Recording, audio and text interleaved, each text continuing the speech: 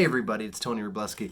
Like I do every year at the end of an annual Mind Capture Bootcamp, I usually put together a blog post and social media about 3 big takeaways. So what I wanted to do was parallel this in with a few of my books and where the teaching of my session came from and a lot of the other speakers.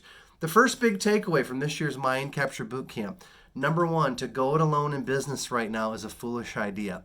You need to have good people around you, good supportive people. You also need, I believe, coaches that will talk you out of things that may not be wise. How's that for brutal honesty? Those that are optimists and those that are pragmatists.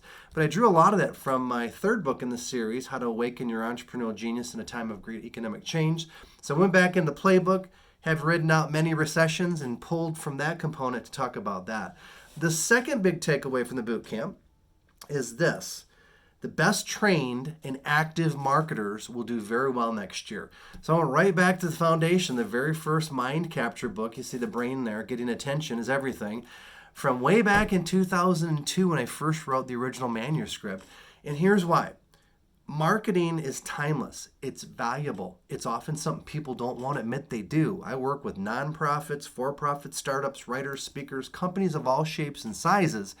And many of them will tell me, man, I don't like to market. And here's what I tell them. You have to. You have to be able to sell your ideas, your vision, your product, your service, your joint venture, your application to a bank to get funding. That's called marketing. It's also called selling. They're very, very similar. When you get good at both skills, especially going into recession, which we're in, you have a decided advantage versus people that sit back and wait.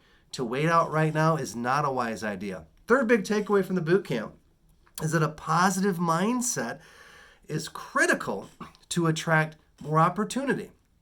I'll go right into our latest book here, Positive Disruption Volume 2, that comes out here in a couple weeks. That is very timely. I'm a big believer now, 20 plus years in the game of personal development, that the mindset has to come first. Physical health comes very close as a second.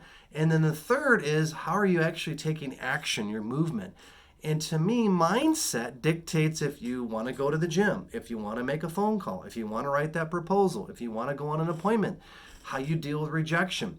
The positive mindset dictates and governs really I call it the marketing machine. So those big 3 things were really flowing throughout the full day. We did live interactive masterminding. So we talk about not going alone in business.